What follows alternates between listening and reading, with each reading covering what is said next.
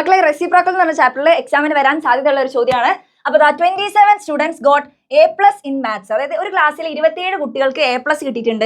ആ 27 കുട്ടികൾ എന്ന് പറയുന്നത് ആ ക്ലാസ്സിലുള്ള ആകെ കുട്ടികളുടെ 3/4 ഭാഗമാണ്. അപ്പൊ നമുക്ക് നോക്കിക്കഴിഞ്ഞാൽ ഇതാ ഇവിടെ ഒരു ചിത്രം വെച്ചിട്ടുണ്ട്.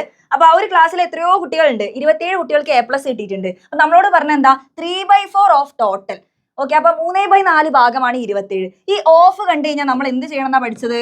3/4 ഇൻറ്റു ടോട്ടൽ. ഓക്കെ, ടോട്ടൽ ഞാനിപ്പോൾ T ആയിട്ട് എടുത്തു. ഇത് 27 ആണ്. അപ്പൊ ആ ടോട്ടൽ ആകെ കുട്ടികളുടെ എണ്ണം കണ്ടുപിടിക്കാൻ വേണ്ടി 3/4 അങ്ങോട്ടേക്ക് കൊണ്ടുവരണം. അപ്പൊ ഇവിടെ മൾട്ടിപ്ലിക്കേഷൻ ആണ്. 3/4 അങ്ങോട്ട് പോകുമ്പോൾ എന്താവും മക്കളെ? ഡിവിഷൻ ആകും. ഡിവിഷനെ പിന്നെ നമുക്ക് എന്ത് ചെയ്യാം?